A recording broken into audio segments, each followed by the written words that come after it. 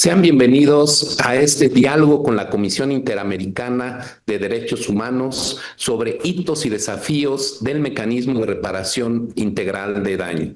Para la Suprema Corte de Justicia de la Nación es un honor abrir sus puertas a este espacio de reflexión y encuentro. La reparación integral de daño es una pieza esencial para construir confianza, dignidad y paz social. Este diálogo parte la convicción de que la reparación integral es un componente indispensable para consolidar un sistema de justicia cercano, efectivo y sensible a las realidades de las comunidades, pueblos y colectivos. Por ello, buscamos profundizar en los mecanismos que permiten que esta figura se materialice. Hablar de reparación integral es hablar de memoria, de garantías de no repetición y de una justicia que se construye desde las personas y para las personas. Por eso estamos realmente muy contentos con esta colaboración con la Comisión Interamericana de Derechos Humanos y hoy nos acompañan personas muy importantes que les vamos a presentar, especialmente también antes mando un saludo y agradecemos mucho a las personas que a través de las redes sociales, del canal de YouTube, nos están siguiendo el día de hoy. Van a estar abiertos los comentarios para que se puedan hacer llegar a las personas participantes todas sus preguntas, sus sugerencias, sus opiniones van a ser atendidas y van a ser llegadas a los ponentes. La justicia es siempre un proyecto perfectible, colectivo y en permanente construcción. Por eso, hoy nos honra contar con la participación de Karin Mansell, integrante de la Secretaría de Peticiones y Casos de la Comisión Interamericana de Derechos Humanos. Su trabajo ha sido clave consolidar estándares regionales en materia de reparación y protección de derechos humanos. Karin, que aquí está con nosotros, es abogada peruana, está transmitiendo precisamente desde Perú y máster en Derecho Internacional Público por la Universidad de Leiden. Desde 2006 forma parte de la comisión, especialmente trabaja en la supervisión del cumplimiento de sentencias de la Corte Interamericana. Su trayectoria abarca también la atención de violaciones a derechos humanos en el contexto del conflicto armado interno colombiano y la justicia transicional, así como asuntos vinculados con el Estado de Derecho e independencia judicial en Venezuela. Ha trabajado, por supuesto, en Perú, en el programa Juntos en Perú y en la Unidad de Reparación y Participación de Víctimas de la Corte Penal Internacional. Damos también la bienvenida en este foro a Andrea Medina Rosas. Ella es abogada, feminista, defensora de derechos humanos y consultora independiente. Su trabajo se ha orientado a difundir el conocimiento jurídico y feminista, lo que le ha permitido acompañar procesos locales, nacionales e internacionales a favor de los derechos humanos, especialmente de las mujeres. En los últimos años ha impulsado mejoras en las garantías laborales y de seguridad para quienes atienden y defienden a mujeres en situación de violencia. La maestra Medina Rosas cuenta con estudios de maestría en estudios políticos y sociales por la UNAM, así como una licenciatura en Derecho por la misma institución. A ambas especialistas, nuestro profundo agradecimiento por aceptar esta invitación.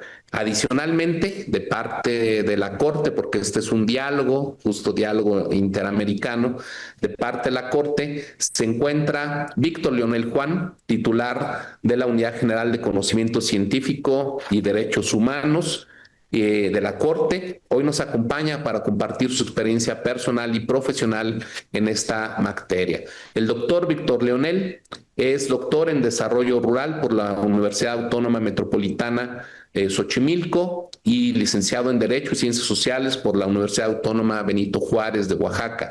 Es miembro del Sistema Nacional de Investigadores y orgullosamente zapoteco de los Valles Centrales de Oaxaca.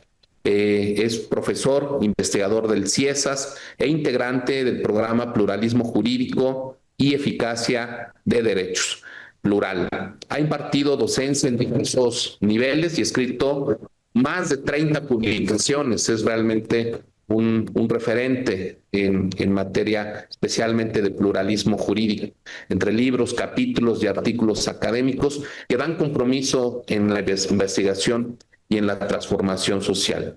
Finalmente, tengo el honor de presentar a José Hernández. quien es secretario general de la presidencia, y él es licenciado y doctor en Derecho por la Universidad Veracruzana, tiene un máster y estudios de doctorado en Derecho en la Universidad Carlos III de Madrid, es abogado de personas y comunidades indígenas, se ha distinguido con una larga trayectoria en el sistema judicial en este tema de la defensa de pueblos y comunidades indígenas. Es a quien le cedo la palabra, a nuestro querido secretario general de la Presidencia de la Suprema Corte de Justicia de la Nación, para que iniciemos dando la bienvenida a este encuentro. Muchas gracias, doctor José Fernández.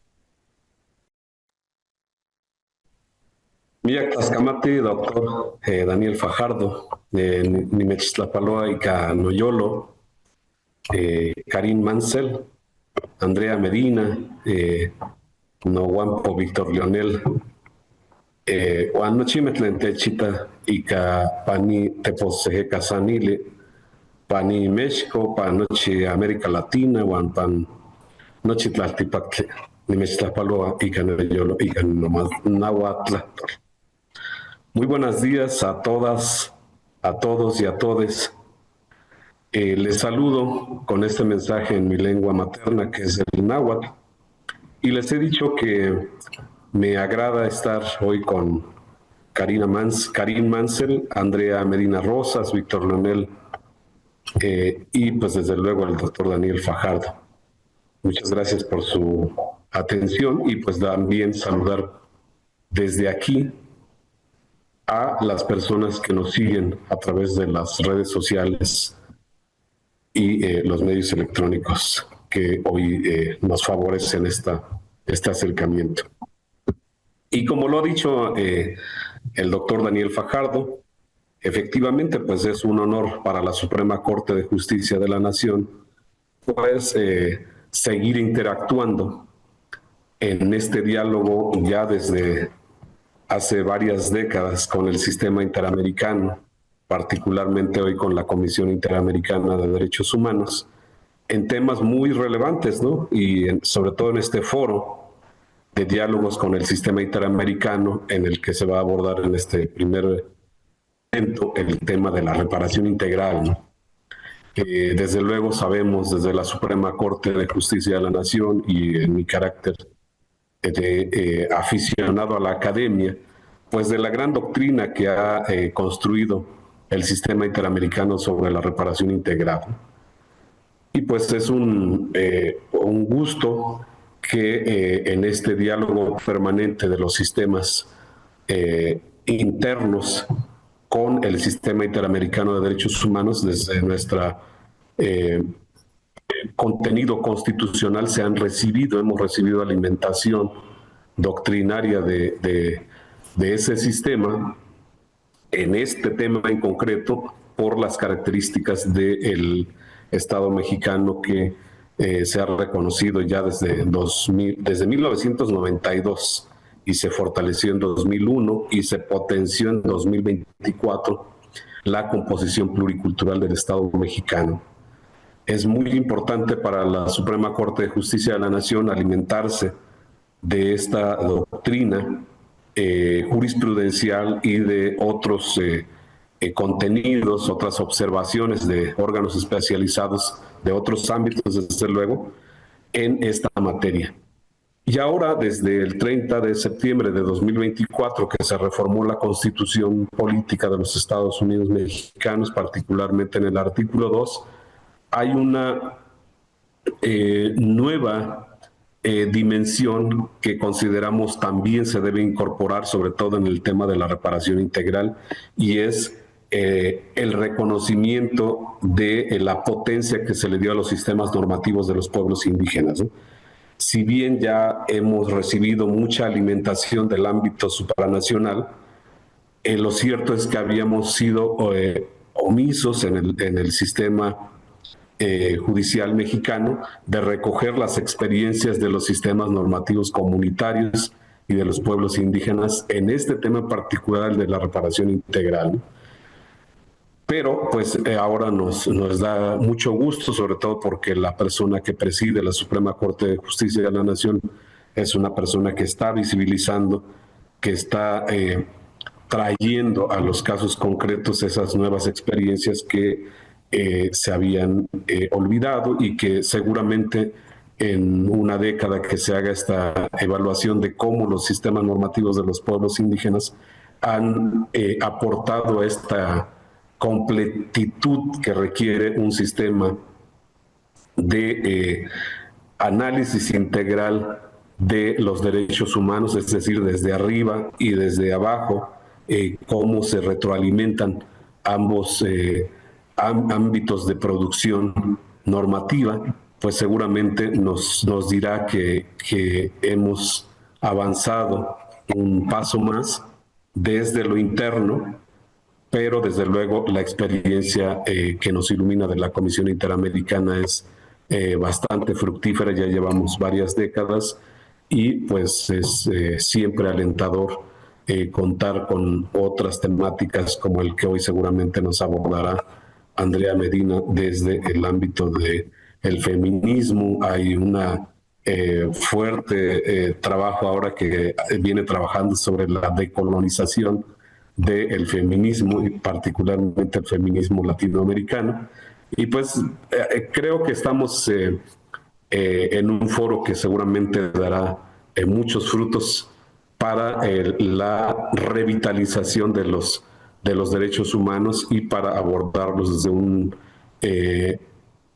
ámbito no tan abstracto, sino procurar traerlo a los países concretos con sus características específicas.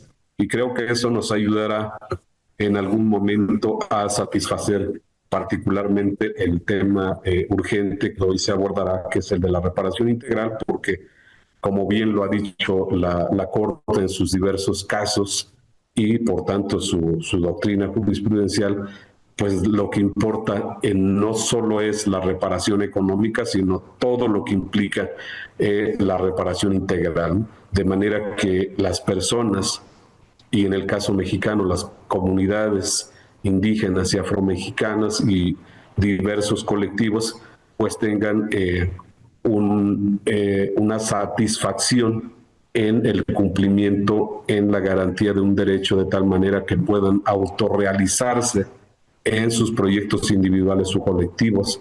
Y creo que esa es la finalidad de los derechos humanos comprendidos en su sentido integral. Entonces agradezco profundamente que se me dé el honor de dar inicio a este mensaje y de desear que todo este primer foro y los demás que se lleven a cabo lleguen a un punto excepcional, a un punto que todos, al que todos y todos aspiramos, que es el que se favorezcan, se garanticen todos los mecanismos previstos para la autorrealización de las personas y de los grupos. Pues agradezco la oportunidad de dar este mensaje desde la Secretaría General de la Presidencia y pues aquí quedo a la orden y a la escucha de todas, todos y todos. Muchas gracias. Muchas gracias al doctor José Hernández por esta participación. Yo creo que además nos coloca ya el tema. El día de hoy este diálogo lo hemos estructurado en 3 ejes temáticos a fin de que podamos escuchar las intervenciones de nuestros especialistas. El primer eje es abordar los estándares interamericanos de reparación integral, incluyendo el tema de restitución, rehabilitación, satisfacción y garantías de no repetición. Y su impacto, especialmente nos queremos concentrar en este tema, en el impacto en los derechos colectivos, en el marco también del pluralismo jurídico y de la interculturalidad. Es decir, cómo se puede garantizar bajo la medición de estos estándares la real reparación del daño, cuando se tiene que escuchar también a las comunidades qué es para ellos esta real reparación del daño. En segundo eje, se centrará en los mecanismos de coordinación institucional y de políticas públicas para permitir asegurar la efectividad de las reparaciones. Especialmente aquí nos estamos refiriendo a acciones que se tienen que implementar desde los gobiernos en temas ya de garantía de derechos más complejos, de derechos sociales como salud, educación, la educación intercultural y acceso a la justicia. En un tercer eje, vamos a incorporar de manera más robusta ya la reparación colectiva en la jurisprudencia mexicana. La idea es que podamos compartir de las propias experiencias de quienes hoy nos acompañan, casos emblemáticos, experiencias comparadas con otros países de Latinoamérica, de tal manera que podamos aprender en este diálogo y desarrollar más. Entonces, si les parece, vamos a iniciar con el primer eje temático, decía, más enfocado en los estándares, en qué es la reparación integral, a partir de los estándares de la Comisión Interamericana de Derechos Humanos. Por lo tanto, le pedimos, por favor, iniciar con Karin, que nos pueda abordar cómo son estos estándares para la Comisión Interamericana de Derechos Humanos y cómo entiende el sistema interamericano esta figura cuando se trata de contextos colectivos, especialmente en pueblos y comunidades indígenas. Por favor, Karin, si podemos iniciar contigo en esta primera intervención. Muy buenos días con todos y todas. Muchas gracias por la generosa presentación. Saludo también a quienes nos siguen en redes y para mí es un placer participar en este espacio de diálogo entre la Corte y la Comisión que vienen sosteniendo desde hace ya 5 años. En esta oportunidad con la participación de sociedad civil, me da mucho gusto. La Comisión agradece el espacio y el interés de la Corte Suprema en mantener estos intercambios que fortalecen el diálogo interinstitucional y que hacen parte de la función de promoción y difusión de los derechos humanos de la Comisión Interamericana. En cuanto al tema planteado, en cuanto a las reparaciones integrales, a modo de introducción quisiera iniciar diciendo que las reparaciones en el sistema interamericano surgen de la obligación de los estados de reparar a las víctimas ante violaciones de derechos humanos. La reparación, en términos genéricos, corresponde a las diferentes formas que un Estado puede hacer frente a su responsabilidad en la que ha incurrido.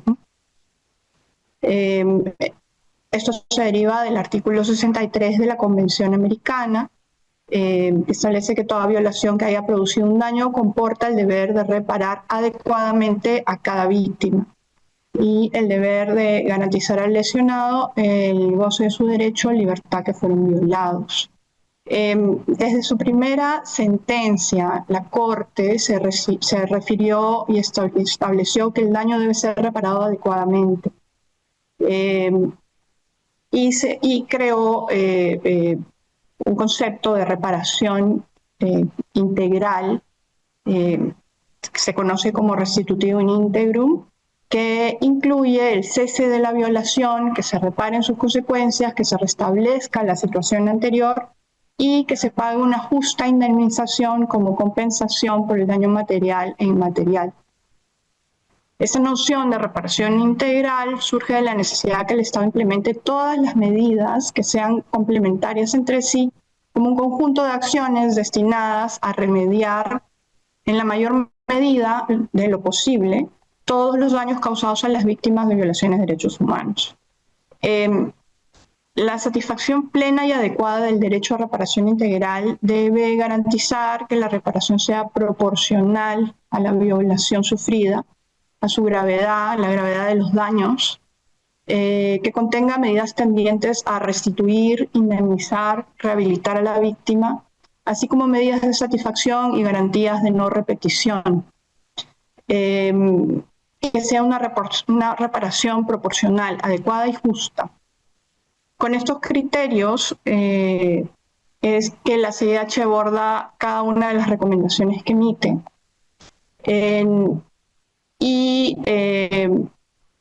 La reparación viene dada directamente derivada del daño causado.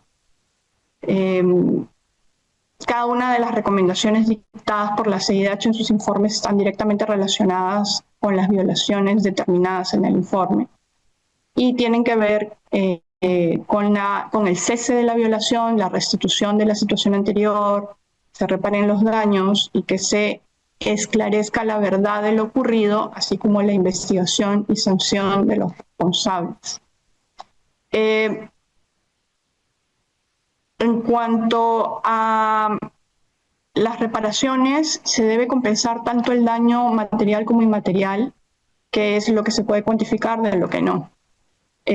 Según la jurisprudencia, el daño material supone la pérdida o detrimento de los ingresos de las víctimas, los gastos efectuados con motivo de los hechos violatorios, las consecuencias de carácter pecuniario que tengan un nexo causal con los hechos del caso. Esto incluye el daño emergente, el lucro cesante o la pérdida de ingresos y el reintegro de costas y costos.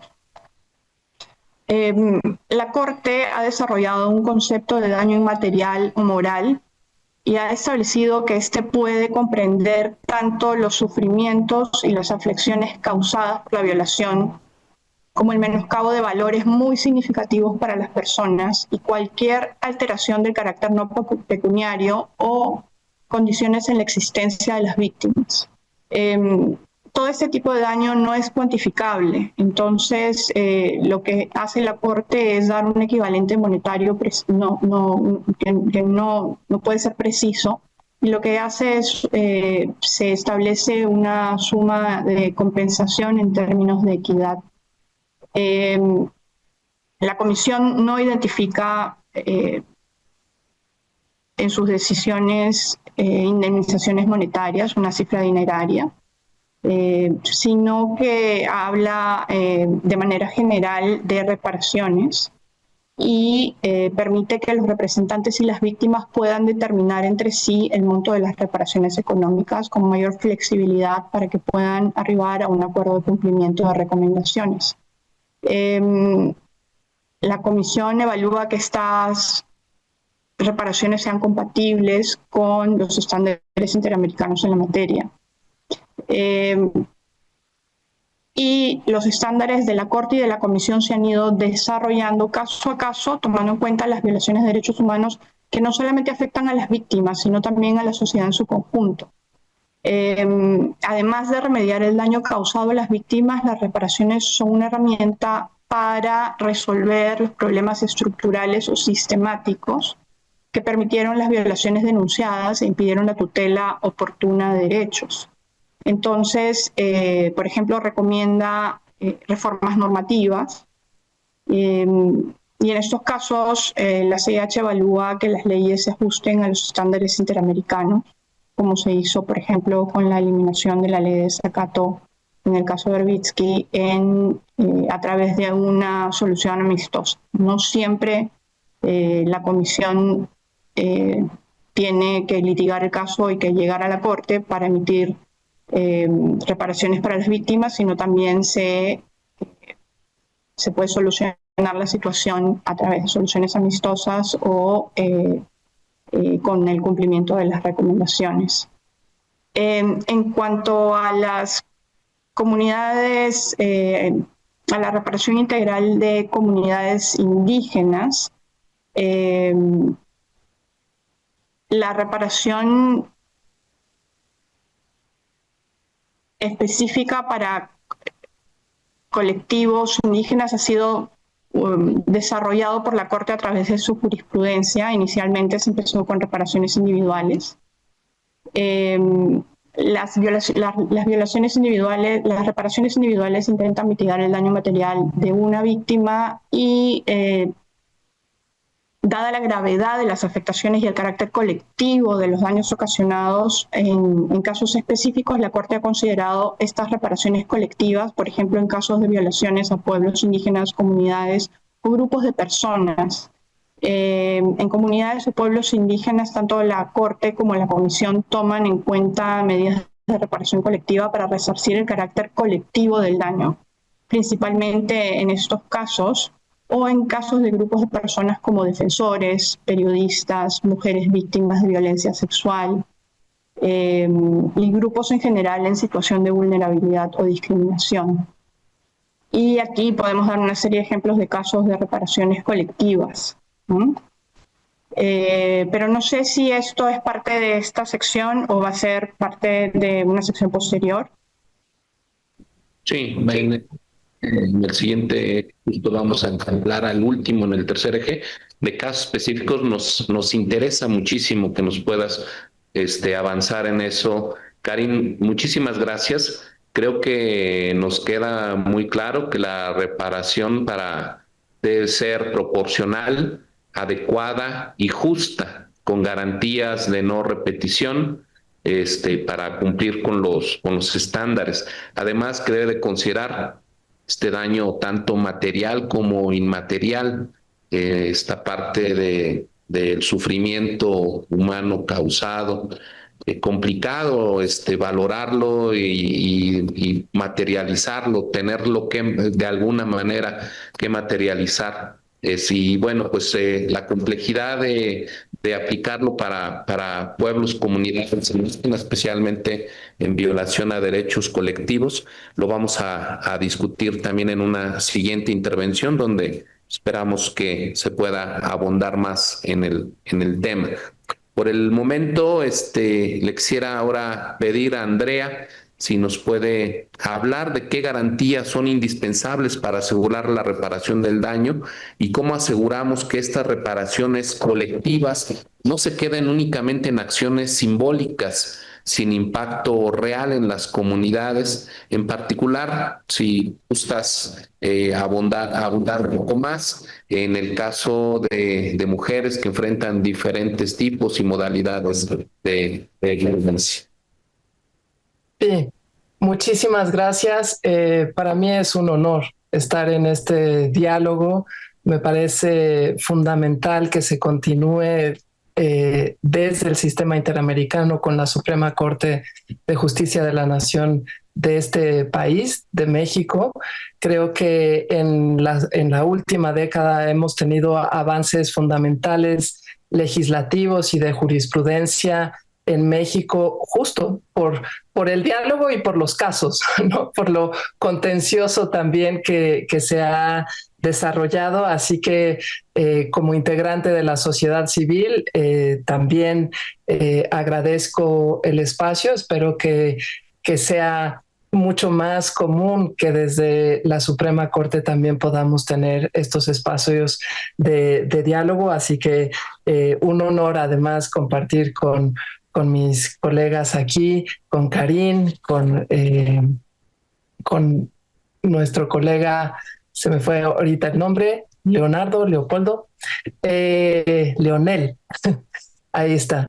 Y bueno, yo quisiera sumar un elemento a lo que señaló Karin, que a mí me parece de lo más novedoso, fundamental y que nos ha abierto muchas puertas también en el ámbito nacional del desarrollo que ha hecho el sistema interamericano respecto de la reparación integral del daño, que es el elemento transformador, ¿no? O el efecto correctivo, que viene de una reflexión profunda de qué hacemos cuando las violaciones a derechos humanos tienen claramente elementos de discriminación tanto en las causas como en las consecuencias. Y ahí para mí ha sido fascinante la respuesta que dio la Corte Interamericana, en particular respecto de la violencia contra las mujeres, pero sin duda es un concepto que se amplía a todos los grupos sociales que se encuentran en situación de discriminación, que es pensar que todos estos elementos de la reparación del daño integral, que avanzan mucho más de lo que teníamos en el derecho nacional, se tienen que pensar de una manera en la que el orden social en el cual se realizaron deba de transformarse. Yo no diría hacia dónde se tiene que transformar, desde cuál es el eje que impulsa o que guía esa transformación. Pues esa clave nos la da sin duda la Declaración Universal de los Derechos Humanos, en donde se plantea un orden social sustentado en los derechos humanos, fundamentalmente en la igualdad y la no discriminación y todos los principios transversales que ya hemos señalado con la interdependencia de los derechos humanos. Entonces, este es un elemento que México incorporó en su Ley General de Víctimas, no en el primer borrador, sino se hizo una reforma, pero es fundamental para pensar cómo podemos construir las garantías específicas para que estas violaciones a derechos humanos no solo estén en este lugar de la no repetición, que ya hemos identificado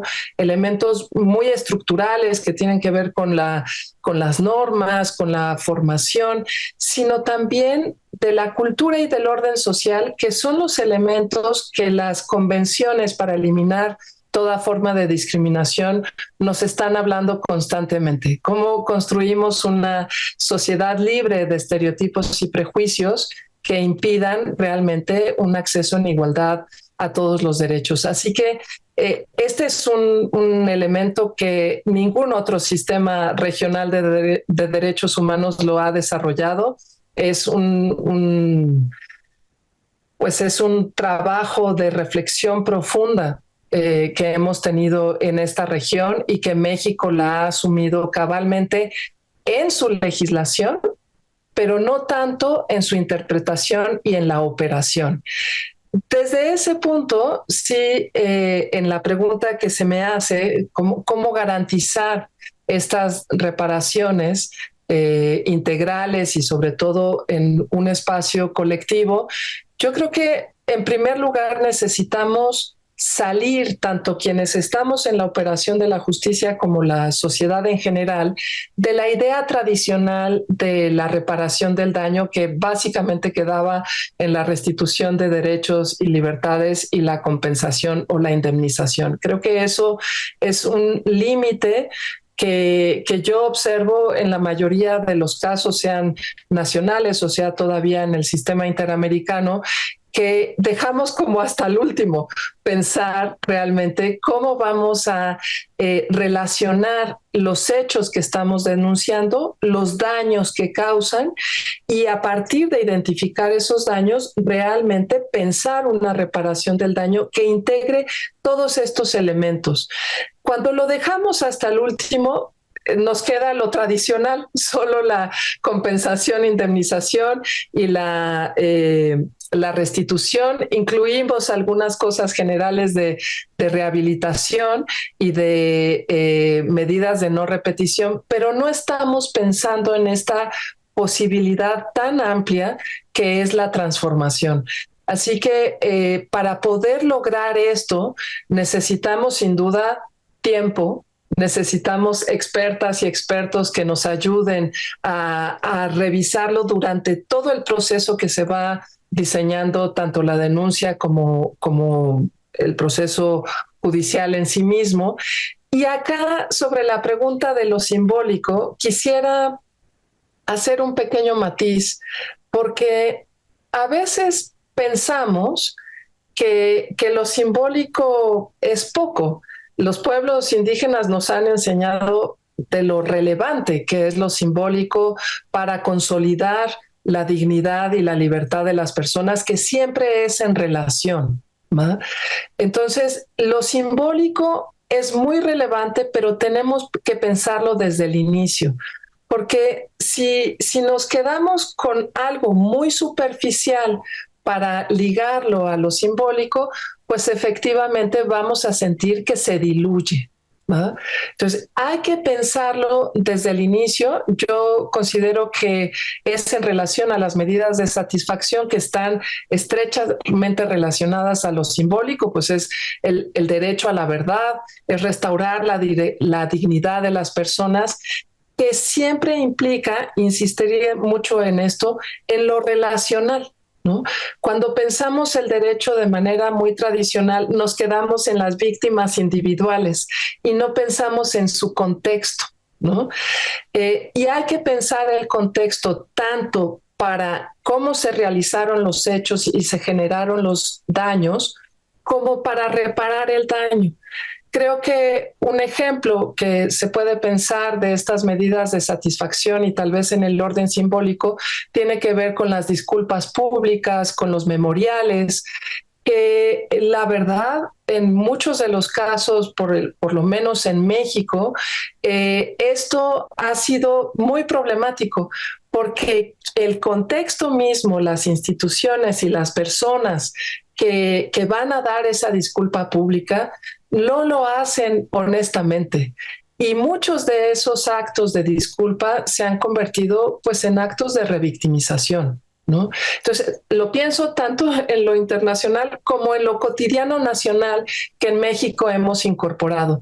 Así que desde ahí hay que pensar muy bien el contexto de dónde se va a dar esa disculpa, cómo se va a realizar, quién la va a hacer, para que tenga el efecto que queremos. Entonces, en resumen, para estas garantías es fundamental que pensemos en ese contexto y desde ahí podremos ver claramente qué requiere para cada grupo social, sin duda también para las mujeres. Gracias.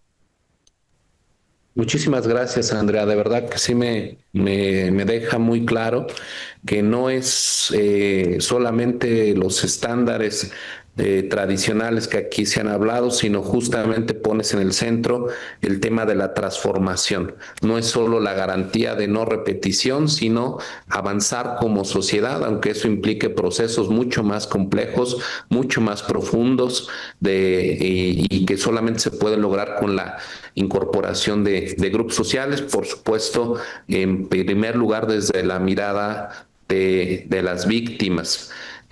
También me destaco, yo aquí comentaba que cómo ir más allá de lo simbólico, pero me parece muy bien que pongas en el centro y digas, no, lo simbólico también importa, solamente que hay que hacerlo bien. El tema es que no sea una revictimización adicional con actos propagandísticos que no lleguen a fondo, y entiendo que para eso pues es en primer lugar escuchar qué es eso simbólico relevante para las víctimas desde su mirada, no desde la mirada de la autoridad, no, sino desde la mirada de las víctimas. ¿Qué es eso simbólico? Y también es tan importante como para esta reparación integral como los otros componentes que aquí se han hablado. Así que muchas gracias por poner esto en el centro. Y ahora, bueno, pues le pedimos a nuestro querido hermano Víctor Leonel que nos pueda presentar desde su experiencia cómo aborda la Suprema Corte de Justicia de la Nación los estándares en materia de reparación integral de daño, y especialmente en el contexto de derechos colectivos, particularmente y aprovechando su amplia experiencia y conocimiento, que nos pueda hablar desde la mirada de los pueblos y comunidades indígenas, y especialmente para casos específicos en que derechos de pueblos y comunidades son violentados. Entonces, Víctor Leonel, por favor, si nos puedes dar tu comentario inicial en este primer eje. Gracias. Buen día a todas y todos, la buena vida sea con ustedes. Primero que nada, pues agradecer este espacio, considero que es un espacio muy relevante, no solo por quienes están involucrados, agradezco la invitación y por supuesto compartir en este conversatorio con personas tan expertas y con una larga trayectoria en este sentido. Y respecto a este tema, como ustedes saben, esta Corte, la integración actual de la Corte, así como la mitad de quienes imparten justicia en el Poder Judicial Federal acaba de ser renovada. Ayer apenas el presidente de la Corte, el ministro Hugo Aguilar, rindió su primer informe, pero prácticamente fue de los primeros 100 días de gestión al frente. Y bueno, esto está conllevando a una mirada particularmente preponderante en temas como estos que acaban de señalar, en temas de derechos colectivos, ¿no?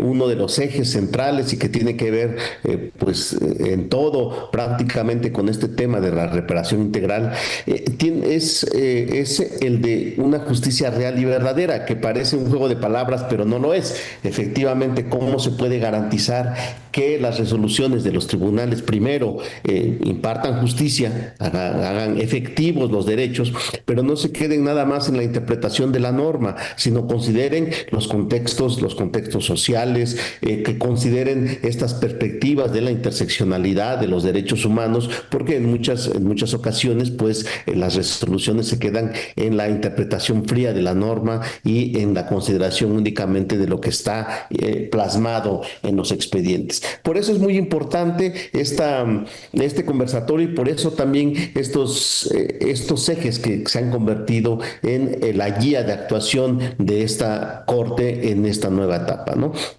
Y también se está haciendo ya énfasis tanto en el trabajo jurisdiccional que están haciendo las y los ministros, como en las tareas que estamos realizando desde distintas áreas, como es esta unidad de derechos humanos. Se están haciendo énfasis particularmente en los derechos colectivos y en los DESCAS, ¿verdad? Y eso nos conlleva, por supuesto, una mirada distinta y un trabajo orientado precisamente a que se puedan transversalizar y tener resoluciones efectivas en esta materia, ¿no? En el tema de los derechos indígenas, por ejemplo, ustedes saben también, el público seguramente sabe, que históricamente en México los pueblos y las comunidades indígenas fueron excluidos del pacto fundacional de México como nación independiente. En la primera constitución de este país, los pueblos y las comunidades indígenas y las personas indígenas no aparecían, no solo no aparecían, sino fue eliminado el vocablo de esta Carta Magna.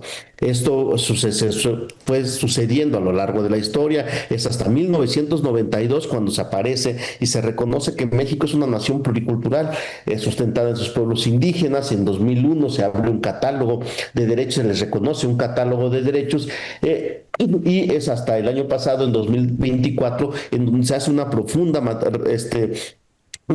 reforma también en la materia, donde se les reconoce como sujetos de derecho público, ¿no? Y esto empieza a generar un proceso de transformación. Ya desde la reforma del 2001 empezaron a generarse algunos criterios, algunas resoluciones que buscaban ir eliminando de alguna forma esta brecha de desigualdad, pero han sido muy contadas, han sido a cuentagotas. Tenemos un dato, por ejemplo, que entre 1917, año de promulgación de la Constitución mexicana vigente, a 2022, se han producido cerca de 250,000 de jurisprudencias y tesis aisladas. De este conjunto, de 250,000, o sea, de más de 250,000, solo 36 jurisprudencias y 200 tesis aisladas corresponden a derechos indígenas. Pero la norma ha sido que se refieren a derechos individuales de personas indígenas, no a derechos colectivos, ¿no? Esto pues nos da una visión del sentido de la distancia, de la laguna que ha habido en el tratamiento de los derechos colectivos de pueblos y comunidades indígenas, lo mismo que otros sectores de la población, ¿no? Que han estado excluidos de las resoluciones jurisdiccionales, ¿no? Sin embargo, también es cierto que a raíz de la reforma del 2001 y particularmente con la reforma del 2011 en materia de derechos humanos, se empezaron a producir algunas que parecieran en determinado momento que no se acercan tanto al tema, pero si estamos hablando de un reconocimiento expreso a derechos de las comunidades indígenas y le están reconstituyendo, por ejemplo, el derecho a la participación política, a la autonomía política, como son algunos casos en Michoacán, la comunidad, el municipio de Cherán, en 2012-2013 demandó este derecho, exigió este derecho a la autonomía política que le fue reconocido mediante le fue ordenada una consulta por el máximo tribunal y logró este tránsito a elegir a sus autoridades mediante sus usos y costumbres, como le denominan todavía la norma en esa entidad. Sucedió lo mismo con Oaxaca en Chiapas en 2019 y con Ayutla de los Libres en 2015. Entonces, esto empieza a ver que hay un viraje en el tratamiento que se da de la Corte hacia las comunidades indígenas. Hay otros ejemplos, por ejemplo, también encontramos que en San Francisco Xochicuautla, del barrio de la Concepción, en el municipio de Lerma, en el Estado de México, en un amparo en revisión que también llega a la Corte, resulta que habían construido una carretera, la ampliación de la carretera Toluca-Naucalpan, sin considerar a las comunidades indígenas. Cuando llega a la Corte lo que se había ordenado por parte del colegiado es que se hiciera una consulta. Pero ahí se vio, pues ya era un hecho consumado, la consulta ya no iba a modificar la situación, y entonces lo que empiezan a buscar es cómo reparar al menos el ejercicio de sus tradiciones culturales y religiosas. La ampliación de la carretera había cortado precisamente los sitios por donde ellos hacían sus peregrinaciones para algunos de sus rituales y de sus tradiciones, y por tanto ordena la reforestación, la reconstrucción de una vía de acceso que los quejosos pudieran integrar, los quejosos de esta comunidad indígena pudieran emplear para cruzar esa autopista, y que permitiría beneficiar esta situación, ¿no? Más recientemente, en 2019, después de una larga tradición en la cual la Corte y el Poder Judicial Federal en su conjunto tenía prácticamente como política criminalizar los ejercicios de justicia comunitaria, los ejercicios de justicia indígena. Casi siempre estos ejercicios terminaban en el Ministerio Público, en la Fiscalía, donde las autoridades eran acusadas cuando aplicaban algún mandato, alguna orden de la Asamblea General Comunitaria que sancionaba algún hecho que se cometía en su comunidad. Pues prácticamente podemos encontrar mucha literatura al respecto, donde vemos que hay efectivamente una criminalización. No solo no se consideraba a estos mandatos comunitarios, sino se les castigaba a las autoridades encargadas de realizarlas, ¿no? Pero esto cambió de alguna forma con un caso que se presentó en una comunidad oaxaqueña, San Cristóbal Suchixtlahuaca, en donde es conocido como el caso de los chivos, donde una pareja propietaria de un hato de ganado llevó por 3 ocasiones consecutivas, causó daños a un área de reserva protegida de la comunidad, una comunidad con un clima semiárido, con muchos problemas para el acceso al agua. Y después de la tercera ocasión, las 2 primeras se sometieron a la jurisdicción comunitaria, fueron sancionados, pero ellos en la tercera ocasión no cumplieron, no evitaron la sanción comunitaria, y por el contrario, dado que les habían detenido en esa ocasión a los chivos, se fueron al Ministerio Público a acusar a las autoridades municipales de una serie de delitos que tenía que ser con abigeato, con usurpación de funciones, los clásicos que se aplicaban tradicionalmente para acusar a las autoridades comunitarias.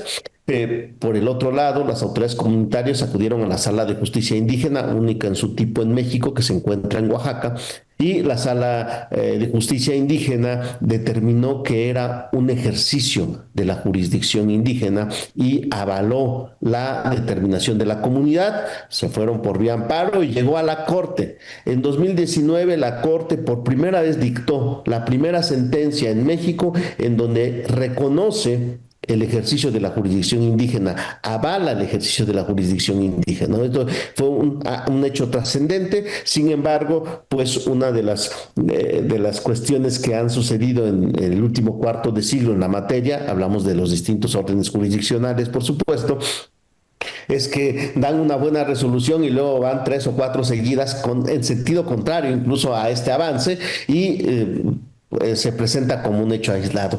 En este año, finalmente en 2025, por ejemplo, hubo 2 resoluciones encontradas, una que tiene que ver con un ejercicio de justicia comunitaria, de un tema de malversación de recursos de sus autoridades, de sus exautoridades municipales, donde la Corte, al momento de ser sometida a su consideración, la revisión del amparo, consideró que si bien revestía cuestiones de constitucionalidad, estas no eran relevantes.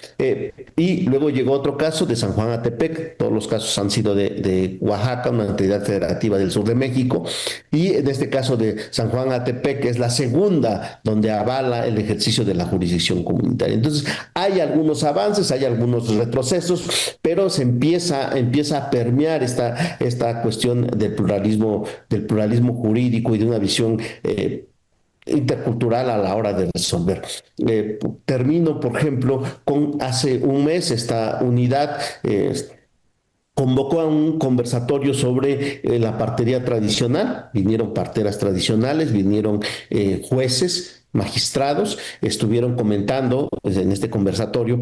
Y a la hora de estar organizando ese conversatorio nos encontramos con una resolución de 1952, hay otras, pero esta es la más lejana que encontramos, en donde se castigaba, se criminalizaba a la persona que practicaba la partería tradicional, la partera, con algunos años de prisión porque estaba usurpando funciones, porque no tenía licencia médica y por tanto, a juicio de la Corte, no cumplía con los requisitos para ejercer tal cuestión. Posterior a eso, una semana después de ese conversatorio, digo, no fue por motivo del conversatorio seguramente, sino que ya lo traían algunos jueces este chip de estar empezando a revisar con una visión de pluriculturalidad los temas. En 3 amparos, en tres juzgados distintos, uno en Chiapas, otro en el Estado de México y el otro en Tlaxcala, declararon inconstitucional, otorgaron el amparo a un grupo de parteras porque una norma mexicana de la Secretaría de Salud imponía requisitos excesivos y que no tenían pertinencia cultural para el ejercicio de la partería. Entonces empieza a generarse algunos cambios y estos empiezan a empujar precisamente a este reconocimiento a derechos colectivos y por tanto también a esta reconstitución de derechos y a un efecto que tiene una implicación que va no solo para las personas que están interponiendo el amparo, sino que corre hacia los colectivos, hacia las comunidades y a sectores muy específicos. Por aquí dejo este comentario. Muchas gracias, Víctor. De verdad, muchísimas gracias. Nos pones también el tema tan grave de pueblos y comunidades indígenas excluidos del sistema de justicia, autoridades comunitarias acusadas, puestas ante el banquillo del Ministerio Público del sistema formal de justicia, entre comillas, por ejercer justicia, por hacer actos de autoridad precisamente, y que son presentados parteras que por ejercer su profesión ancestral, sus conocimientos que tienen, son también criminalizadas. En fin, es todo largo todavía el camino para el reconocimiento de los derechos colectivos.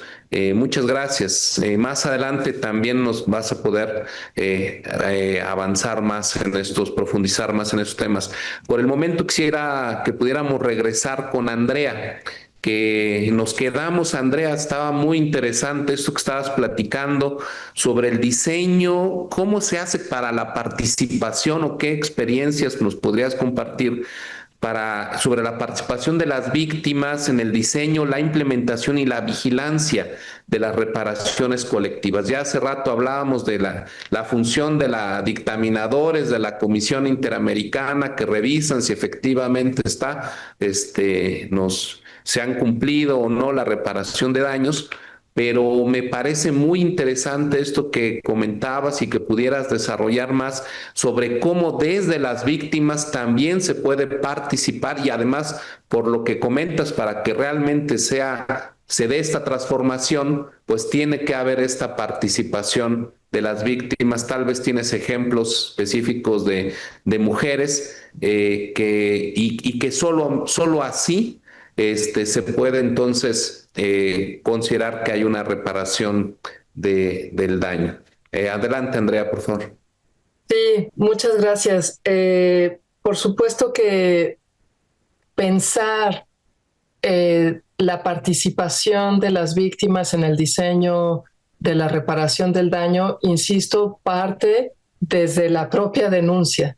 Quienes litigamos y acompañamos necesitamos estar desde ese momento muy atentas y atentos para entender qué impacto diferenciado tienen los hechos en cada una de las víctimas y también comprender el contexto. Aún entre las mujeres hay diferencias y necesitamos hacer este enfoque que nosotras hemos nombrado como la metodología de la perspectiva de género, pero que se ha incluido también como enfoque diferencial o toda la perspectiva interseccional. Y quiero relacionarlo un poco con lo que decía Víctor Leonel, porque es interesante de los distintos grupos sociales que hemos sido discriminados, cómo es necesario pensar procesos de institucionalización para lograr cambios. Y para mí ese es un elemento paradigmático de lo que ha hecho el sistema interamericano con esta vocación transformadora, porque de manera semejante, por ejemplo, en los inicios de los 2000, pues ni se hablaba de perspectiva de género en el acceso a la justicia. Eso apenas habíamos incluido en el 2001 la categoría de género en la prohibición de la discriminación. Pero es a partir de 3 sentencias de la Corte Interamericana en contra de México, que es Campo Algodonero, Inés y Valentina, que se establece, porque se detectó discriminación en el acceso a la justicia para estas mujeres, que tienen sin duda grandes diferencias entre ellas, pero se dijo, si no se opera con perspectiva de género en el acceso a la justicia, esto se va a sostener, va a repetirse esa discriminación.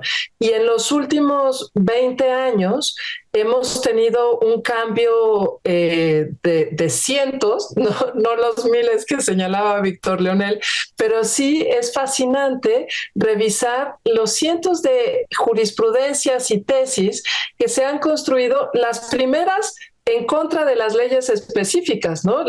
Las tesis en donde se dice, bueno, la ley de acceso de las mujeres a una vida libre de violencia no atenta contra la igualdad entre mujeres y hombres, hasta ya tesis mucho más precisas y jurisprudencia obligatoria, como es aquella que establece la metodología para juzgar con perspectiva de género. Entonces, aquí lo traigo a colación por esto de cómo lo pensamos. Sin duda, la Corte Interamericana ya en ese momento, estas 3 sentencias se resolvieron en el 2009-2010, todavía no estaba todo el sistema de indicadores que se creó por el protocolo de San Salvador en el sistema interamericano, pero sí teníamos el sistema de cumplimiento de obligaciones progresivamente desde las Naciones Unidas, en donde se puede pensar indicadores progresivos para decir cómo avanzamos en este cambio que queremos. Al final, la reparación del daño transformadora busca transformar ese orden social. Así que la Corte nos enseñó también a nosotras que estábamos litigando cómo pensar estos elementos de reparación del daño en donde hay que identificar tanto la normatividad. Nos dijeron hay que crear protocolos específicos, hay que capacitar a todo el personal. Es parte de lo que tenemos que rendir de información. Nos dijeron también en particular en Campo Algodonero, se dijo se tiene que hacer un programa educativo para toda la ciudad de Ciudad Juárez. O sea, vean cómo no solo, yo creo que hay que hacer esta distinción entre los derechos colectivos y reparaciones colectivas y también este enfoque transformador. Ambos tienen que estar en relación. Entonces, cuando vamos a definir una reparación colectiva porque hay un impacto de daño en una colectividad, pues tenemos que trabajar con un enfoque diferencial y con perspectiva de género, y hay que ir uno por uno. Es muy laborioso. En el ámbito del acceso a la justicia, que casi nos piden una productividad muy rápida, pues si queremos juzgar con perspectiva de género y también con un enfoque interseccional, se requiere de más tiempo. Todos, tanto litigantes como quienes están juzgando, como quienes son peritas y peritos, etcétera. Entonces, esa es una primera parte en donde tenemos que desglosar qué hay común y qué hay diferente, puede ser por grupo o puede ser por personas. Y desde ahí hay que estructurar muy bien qué tipo de reparaciones del daño vamos a implementar. Y por otro lado, hay que pensar este efecto transformador en el cual tomamos a toda esa colectividad, pero también si hay una colectividad o las víctimas, ¿en qué contexto se encuentran? ¿Qué causó esas violaciones a derechos humanos? Yo pienso que en Campo Algodonero fue posible esto porque teníamos una documentación desde 1993. Teníamos recomendaciones específicas desde 1998. O sea, el caso llega a la Corte en 2005, al sistema interamericano. 2001, se acepta en el 2005, se resuelve en el 2009. Por supuesto que había un bagaje de información clarísimo de cuáles eran esas causas estructurales que se tenían que atender y se pudieron retomar. En ese sentido, es una sentencia paradigmática por todas las personas que estuvieron ahí involucradas a lo largo de más de una década para documentar todos esos elementos. No siempre tenemos eso, pero es parte de lo que la jurisprudencia actual que se establece en México para juzgar con perspectiva de género nos está exigiendo entender el contexto. Las relaciones de poder no las vamos a entender solo entre las personas que están en el litigio. Necesitamos también contextualizarlas y para eso necesitamos mucha información que todavía no se tiene. Los juzgados, las fiscalías, si estamos hablando de lo penal, pero pensemos en el ámbito laboral, administrativo, educativo, necesitamos toda esa información para comprender bien qué es lo que tenemos que cambiar, qué es la raíz de esta situación y cómo hay que transformarlo. En ese sentido, también quisiera recordar que por ejemplo, en cuestiones de género, en cualquier colectividad, sean pueblos indígenas, o sean escuelas, universidades, territorios concretos, como lo hemos definido en las alertas de violencia de género contra las mujeres, no podemos perder de vista las relaciones de poder por género entre hombres y mujeres. Y por supuesto integraremos ahí por edad, por preferencia sexual, por discapacidad, en fin, pero es una raíz de la desigualdad, la condición de género que no hay que olvidar. Y en muchos casos ha sido todo un debate, lo vemos muy claro en las cuestiones de derechos políticos de las mujeres indígenas, en donde hay un impedimento o hay una violación constante a este ejercicio de los derechos políticos de las mujeres indígenas, porque en esa propia comunidad todavía no se integra o se radica la discriminación en contra de las mujeres. Así que las metodologías de perspectiva de género, incluyendo el enfoque diferencial y la interseccionalidad, son centrales para definir una reparación del daño adecuada. Gracias. Muy bien, muchas gracias, Andrea.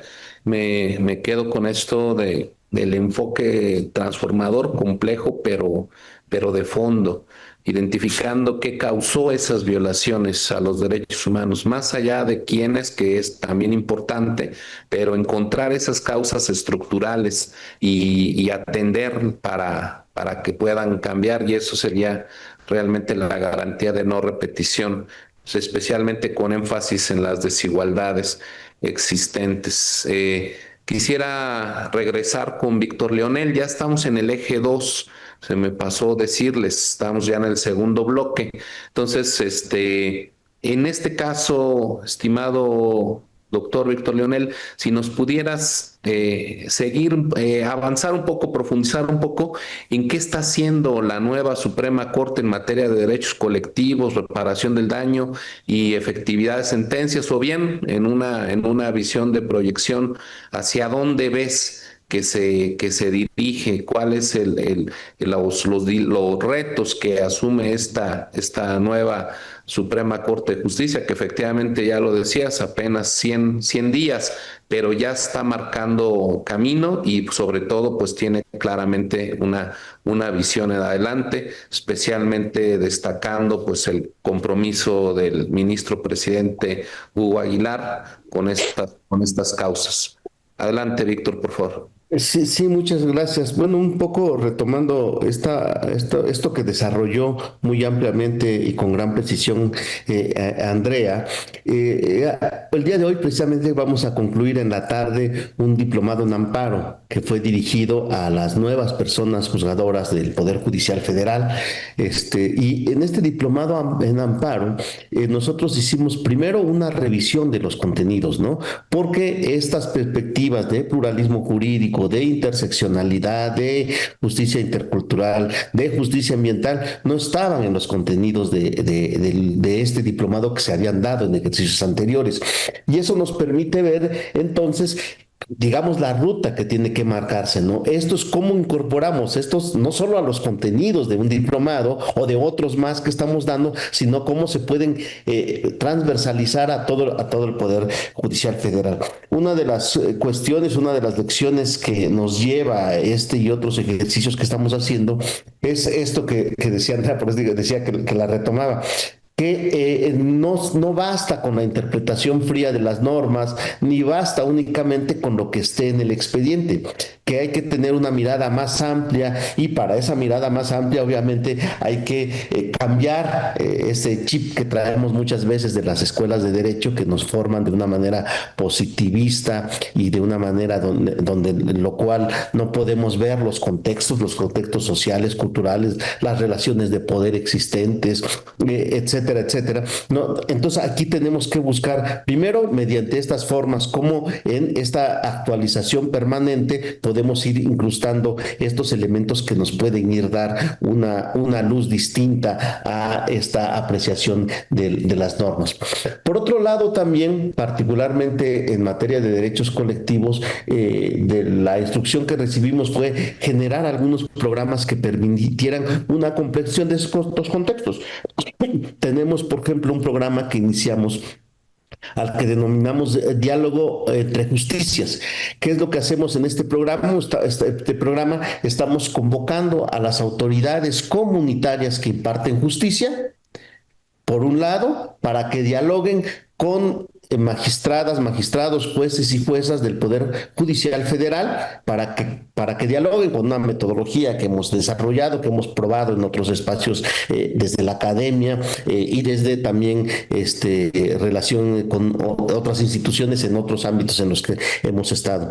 Entonces, lo que hacemos es convocarlos, dialogar, que conozcan unos a otros, que conozcan cuáles son los sistemas de autoridad, cuáles son los principios que guían la impartición de justicia, y hemos realizado por lo pronto dos. Uno en la comunidad, con eso iniciamos en la comunidad de San Pablo Macultianguis, en la Sierra Norte de Oaxaca, en la cual asistieron autoridades de 32 comunidades, autoridades de los pueblos zapoteco y chinanteco, y como les decía, su contraparte de operadores jurisdiccionales federales, ¿no? Luego hicimos otro en la comunidad de Guadalupe Ocotán, en el estado de Nayarit, donde asistieron además de otra vez de los juzgadores y juzgadoras federales, asistieron también 20 comunidades de los pueblos Nayeri, Odam, Wixárika y Mexicanero, ¿no? Entonces ahí se estableció este diálogo y ha sido muy relevante porque se muestra en parte este desconocimiento que se tiene de la justicia comunitaria, de las autoridades que imparten esta justicia comunitaria, que se alejan del formalismo que están en las leyes procedimentales, por ejemplo, ¿no? Y esto nos ha permitido ir sensibilizando a los jueces jueces y juezas, y nos está permitiendo también tomar insumos para luego convertirlos en instrumentos metodológicos, guías, instrumentos, protocolos, guías, apuntes, demás, que puedan servir en dos temas, en la justicia intercultural y luego también en una coordinación entre justicias. Eso por un lado, ¿no? Por otro lado, en materia ambiental, reitero que nos interesa mucho el cumplimiento de los DESCAS, en materia ambiental también iniciamos un diálogo con organizaciones, con comunidades indígenas y campesinas, donde establecimos lo que hemos llamado diálogo de saberes. Y en este diálogo lo que estamos haciendo también es recoger los instrumentos que desde estos saberes comunitarios, desde esta construcción colectiva también del conocimiento comunitario, pues emplean ellos para la defensa, el reconocimiento, la defensa, la protección del medio ambiente, y que han empleado en litigios estratégicos con muy buenos resultados, o con resultados alentadores, porque ya cuando estuvimos conversando con ellos decían que eran buenos resultados si analizábamos las resoluciones de la Corte, pero si nos íbamos precisamente al campo de la realidad, pues tenían algunas limitaciones o que eran más limitadas de los que se buscaba. Y luego finalmente estamos buscando también un intercambio de saberes que estamos realizando con también mujeres indígenas, en donde tenemos esta misma lógica de conocer estos contextos, estas realidades, estas asimetrías en el poder y también estas nuevas formas que están incorporándose a los espacios públicos de toma de decisiones, en torno a la comunidad y a partir de sus características particulares, ¿no? Eso por un lado. Y por otro lado, este día lunes precisamente iniciamos la constitución de un grupo de trabajo donde convocamos a académicos, académicas, personas de la sociedad civil, de organizaciones diversas, que han estado inmersas en litigios estratégicos, que están en la búsqueda de la defensa de los derechos colectivos, para buscar cómo construir instrumentos metodológicos para la eficacia en la implementación de sentencias, ¿no? Encontramos que la Corte no tiene un mecanismo de seguimiento de sus sentencias, que muchas veces estas no sabemos si se cumplen o no se cumplen, o en qué grado se cumplieron, en qué grado no se cumplieron. Y para ello, entonces, estamos conversando con expertos, con personas expertas en la materia. Vamos a ver, fue la primera sesión de muchas que tenemos planeadas hacer en este tema. Estamos constituyendo ya este equipo de trabajo que va a ser de manera permanente para buscar estas alternativas, porque consideramos también, un poco retomando lo que dijo Andrea, que para que sea eficaz una sentencia, para que sea eficaz el cumplimiento de la sentencia, tiene que verse desde cómo se realiza esa resolución, cuáles son los datos, cuáles son las consideraciones, cuáles son las perspectivas, cuál es la información que se tiene de todos estos contextos que permitan precisamente generar sentencias adecuadas, ¿no? Entonces, en este sentido, consideramos muy importante, porque ha habido algunas sentencias mínimas que tienen que ver con este cambio de perspectivas, algunas sentencias donde, por ejemplo, en la década pasada hubo fueron 4 o 5 declinaciones de competencias hacia la jurisdicción indígena muy importantes. Ha habido algunos magistradas, juezas que han abierto esta perspectiva y han sentado algún precedente o han hecho alguna muy, muy buena resolución.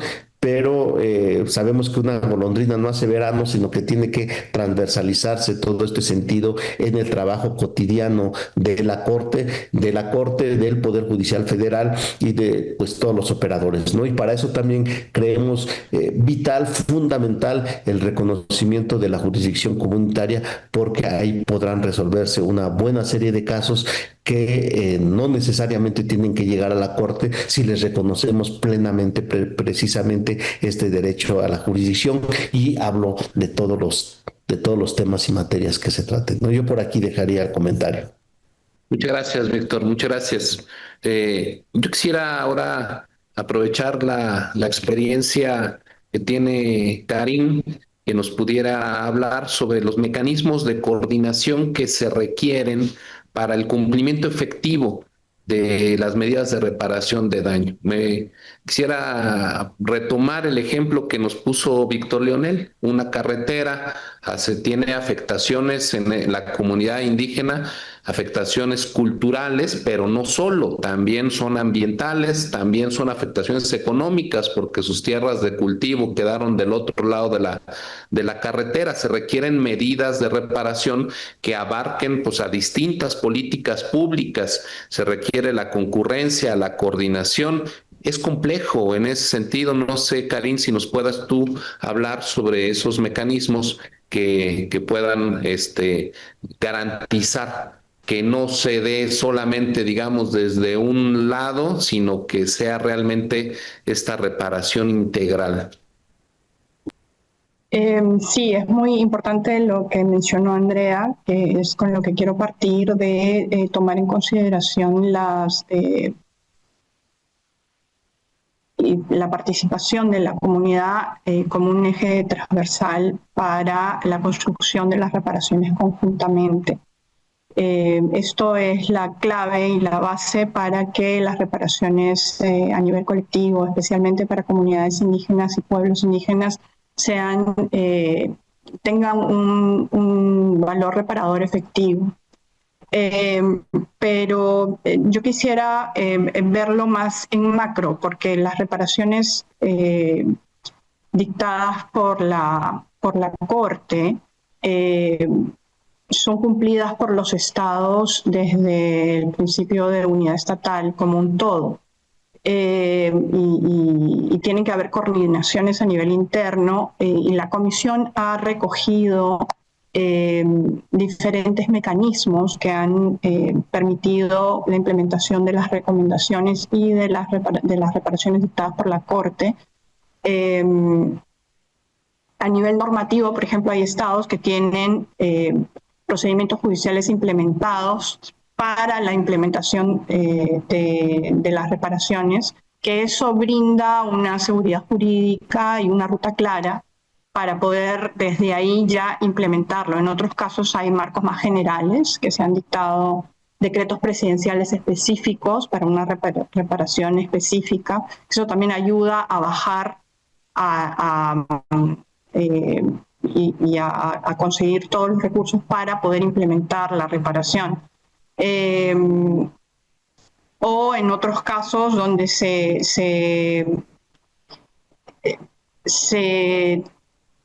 tiene un ente gestor que implementa las decisiones del sistema, como en México, que es la Secretaría de Gobernación, que es el ente encargado de articular las diferentes entidades involucradas. Es a este nivel que tiene que haber mucha coordinación entre el ente gestor y las comunidades para poder llegar a consensos de cómo se deben implementar las reparaciones desde la propia cosmovisión de la comunidad. Por ejemplo, la Comisión también ha destacado que en reparaciones que ordenan cambios legislativos como las que se han ordenado en México, ha sido la Suprema Corte quien ha previsto que se aplique el control de convencionalidad hasta que el cambio legislativo sea efectivo, como en los casos de Fernández Ortega y Rosendo Cantú, a manera de control difuso de constitucionalidad y inaplicar las normas incompatibles con la Convención. sea, no solamente lo que estoy tratando de decir es que hay diferentes aspectos del cumplimiento de las recomendaciones colectivas que tienen diferentes influencias para poder llegar a buen fin y que una recomendación o una reparación pueda ser efectivamente implementada. A nivel más práctico, lo que resulta útil es establecer una coordinación fluida entre el Estado y las víctimas para la implementación de recomendaciones y reparaciones, estableciendo un canal abierto de comunicación. Y esto se ha facilitado en diferentes ejemplos de diferentes estados, con mesas de trabajo que integran a los diferentes entes involucrados en la implementación de la medida. Esto funciona para casos de reparaciones complejas que involucran diferentes ministerios, ¿no? Y que en estos espacios se desarrolle. Lo ideal es un diálogo abierto e informado en que se tomen en cuenta las observaciones de las víctimas y su representación, que sean efectivamente incorporadas en las políticas o reparaciones que se estén desarrollando. Con el ejemplo de la carretera, la Comisión y la Corte tiene el ejemplo concreto del caso de Paraguay, creo que es Aguayamaxa, en el que se ordena la construcción de una carretera y la Comisión es muy consciente de todo el esfuerzo estatal que implica para poder hacer este tipo de obras de infraestructura que tomen en consideración las condiciones climáticas en donde está establecida la comunidad, si es que es una medida de reparación, o tener, por ejemplo, que tomar en todas las cuestiones culturales en consideración para poder implementarla de la mejor manera. Y es fundamental que cualquier política pública o cualquier reglamentación de reparaciones de víctimas, así como su ejecución y monitoreo, estén establecidos a partir nuevamente de la escucha y participación de las víctimas y la sociedad civil. La Comisión le da mucha importancia a evaluar cuando el Estado toma en consideración desde el diseño, como lo mencionó Andrea, de las políticas o de las reparaciones colectivas específicas, la implementación y la evaluación, que todas las etapas de la implementación de la reparación incorporen las experiencias, las perspectivas y los puntos de vista de las personas y los grupos que son titulares de los derechos a las quienes se busca beneficiar con estas reparaciones. Y lo que ha funcionado bastante bien es que desde la notificación del informe de fondo con las recomendaciones, el Estado se ponga en contacto con las víctimas y trabaje en una propuesta de cumplimiento que se puede, y que esta propuesta sea sometida a una contrapropuesta para que pueda haber una suerte de negociación con la comunidad, que tenga una respuesta oportuna, y que estos acuerdos puedan incluir mecanismos de evaluación y seguimiento para que tanto la Comisión como la Corte puedan ver un avance en la implementación de las medidas, todo esto de acuerdo con la comunidad. Entre otras cuestiones, por ejemplo, para la implementación de obras de infraestructura o la implementación de otro tipo de medidas de reparación, ha ayudado mucho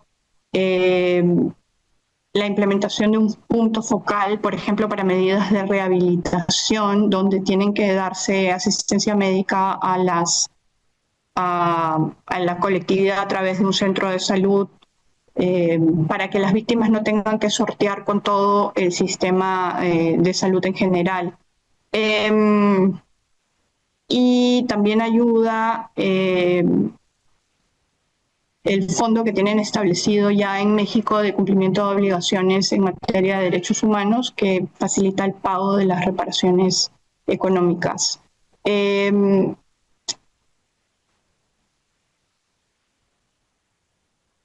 también retomar lo que mencionó Víctor respecto a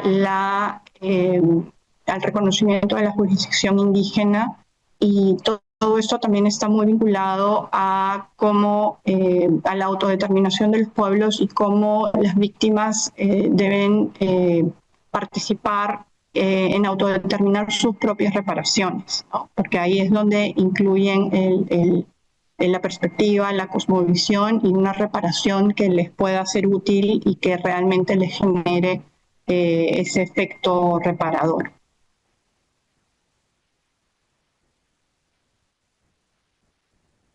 Muchas gracias, Karen. Muchas gracias. De verdad, creo que ha sido muy clara. Estamos ya aterrizando en el tema de la implementación.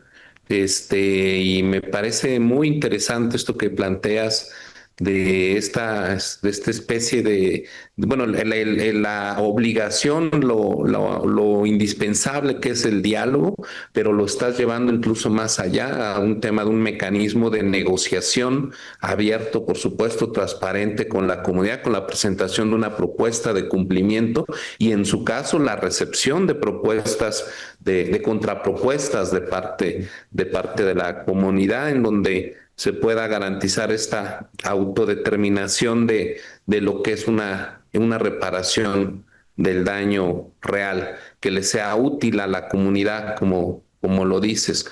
Muchas gracias. Hemos llegado al final de esta parte. Ya vamos ahora al eje 3 y último, y quisiera yo pedirles a nuestros ponentes que aprovechen en esta última intervención y además de poder profundizar más en esta visión de futuro. Ahora ya vimos sobre el tema de qué se está haciendo. Ahora lo que nos interesa es en este último eje mirar hacia adelante, qué es lo que se tendría que hacer, cómo de la experiencia aprendemos, qué tanto hace falta, qué hace falta por avanzar, hacia dónde se perfila en materia de reparación de daños.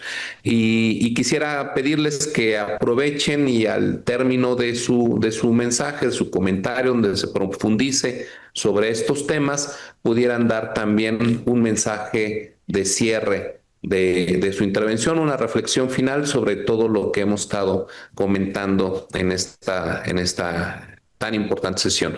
Y de esta manera, entonces, yo quisiera pedirle a Andrea que pudiéramos empezar con ella en esta última intervención. Por favor, Andrea.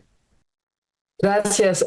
Me alegró tanto escuchar que se está ya detallando y pensando cómo generar un mecanismo de cumplimiento de las sentencias que lo mencionó Víctor Leonel, en torno, por lo menos en el ámbito nacional. Y yo creo que es muy importante retomar lo que ya desde el sistema universal e interamericano de derechos humanos se ha desarrollado. Considero que el sistema de indicadores de cumplimiento progresivo de obligaciones de derechos humanos es una herramienta central. El mecanismo de seguimiento de la Convención de Belém do Pará logró integrar tanto lo que se hizo desde la OEA para el Protocolo de San Salvador como lo que se tiene desde la Oficina del Alto Comisionado para los comités del Sistema Universal, ya una metodología que nos permite, que es compleja sin duda, pero que por lo menos para mí desde que se aprobó en el 2013 ha sido una herramienta central tanto para construir las denuncias mismas, sobre todo pensar en los daños y la reparación del daño, como también para dar seguimiento. Y desde ahí creo que es fundamental que hablemos con quienes ya diseñaron estos sistemas de indicadores y que han visto su implementación para que nos den una luz son un sistema que nos permite integrar el conjunto de obligaciones generales, deberes, la propia interdependencia de los derechos humanos, que no es un tema simple, ¿verdad? Pero que hay ya metodología desarrollada al respecto. Y en particular, yo quisiera traer una de las disposiciones que se establecieron en la sentencia de Campo Algodonero, que no se ha cumplido. Hay otras que se han tenido avances importantes y que son disposiciones complejas, como ya mencioné, en torno a construir protocolos y desde ahí generar procesos de institucionalización de los derechos humanos y la perspectiva de género en el quehacer de la justicia. Pero hay otro que me parece un muy buen ejemplo de cómo a través de casos concretos podemos irradiar para una transformación. La disposición 14 de Campo Algodonero habla de que el Estado debe de brindar atención médica, psicológica y psiquiátrica gratuita, inmediata, adecuada y efectiva a través de las instituciones estatales de salud especializadas a las víctimas y sus familias, ¿no? La Corte lo que le dice a México es, bueno, sí, nos dijiste que les has brindado alguna atención, pero no me has demostrado que es a cada uno de los familiares, ni tampoco la calidad de esas terapias y su progreso. Y establece en esa disposición que debe ser brindado por las instancias públicas, pero que debe de tomar en cuenta y ser especializada a los traumas psicológicos ocasionados como resultado de la violencia de género, la falta de respuesta estatal y la impunidad.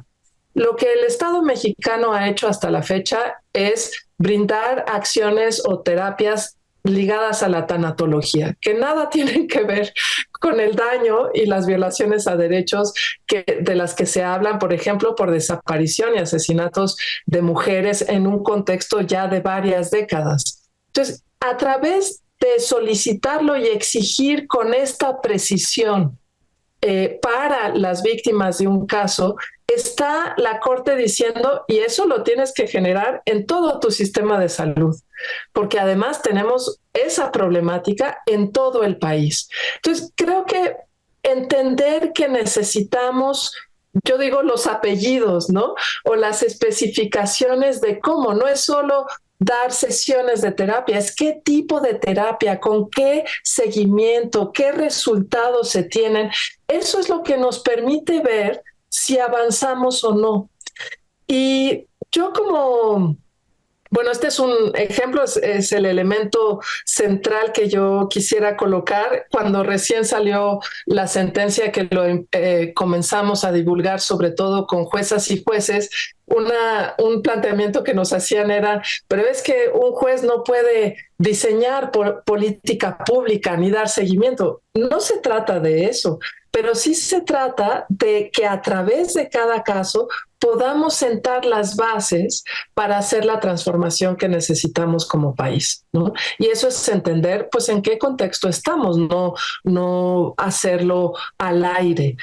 Y desde ahí yo quisiera insistir, porque me parece que todavía permea una cultura en la cual toda esta posibilidad específica de hacer cambios, y sobre todo cuando vienen desde los derechos humanos, se toma como un ataque, ¿no? Y necesitamos entender que lo que nos brinda el Sistema Interamericano de Derechos Humanos o las recomendaciones que nos da el Sistema Universal a través de las recomendaciones del Comité de CEDAW o del Comité de Derechos Humanos son elementos fundamentales de personas expertas que nos permiten entender en dónde estamos fallando y qué podemos avanzar. Este sistema de indicadores de cumplimiento progresivo tiene elementos de estructura, proceso y resultado. Y el resultado no se queda en un ámbito de gestión, sino es un resultado de satisfacción de derechos.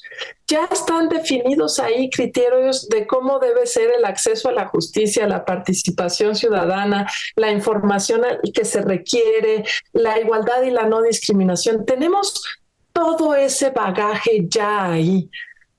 Estudiémoslo, tomémoslo. Es obligatorio y prácticamente ninguna institución, porque yo he sido parte, por ejemplo, de los grupos de las alertas de violencia de género contra las mujeres, por lo menos en Chihuahua, establecimos esta metodología y ni las instancias federales, estatales ni municipales conocen este sistema de indicadores. Entonces, hay tanto hecho. Aprovechémoslo, conozcámoslo, sin duda nos implica estudiar. Es un reto ahora, por ejemplo, con los pueblos indígenas, las reformas constitucionales que se han dado son retos en donde no necesitamos partir de cero. Hay mucho, usémoslo, que las universidades lo incluyan, porque estamos capacitando ya cuando entran a trabajar.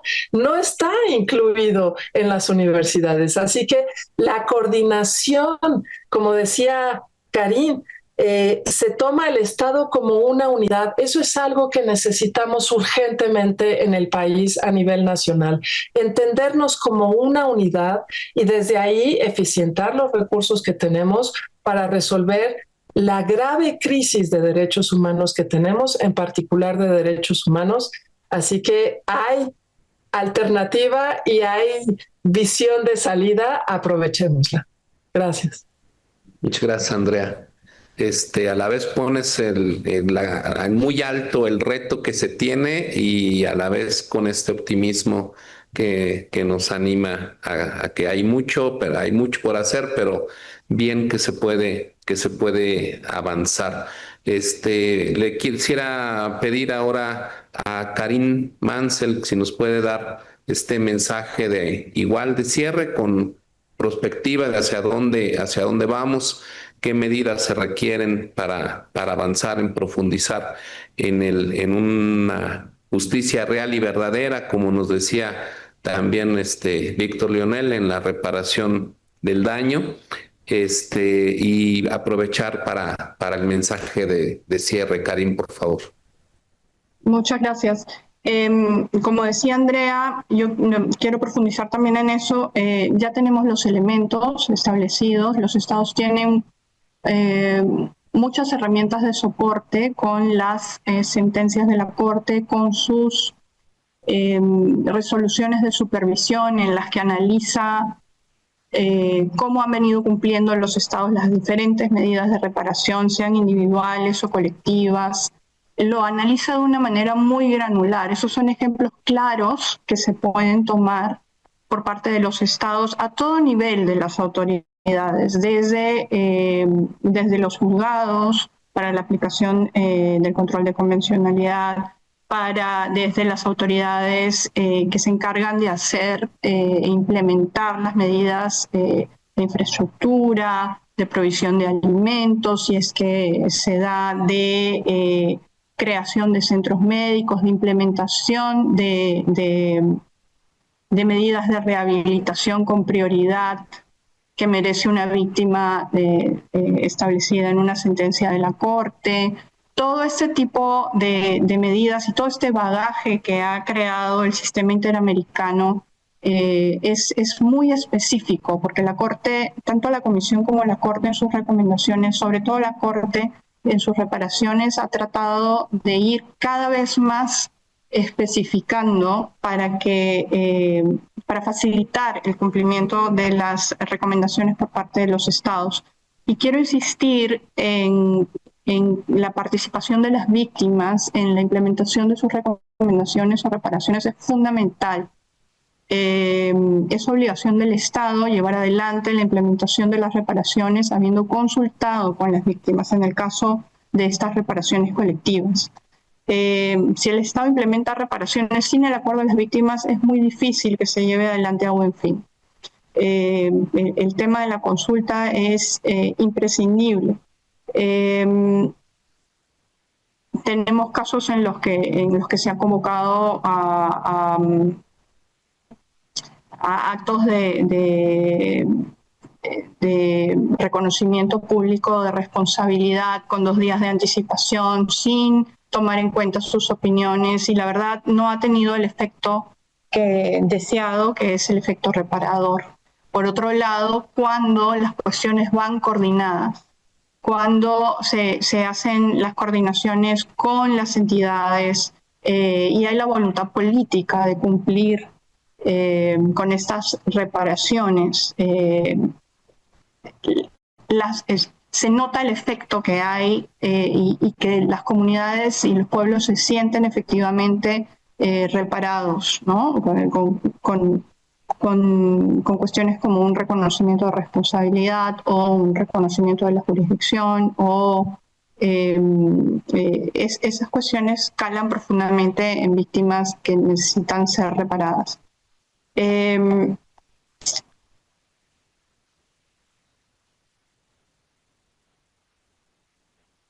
Bueno, finalmente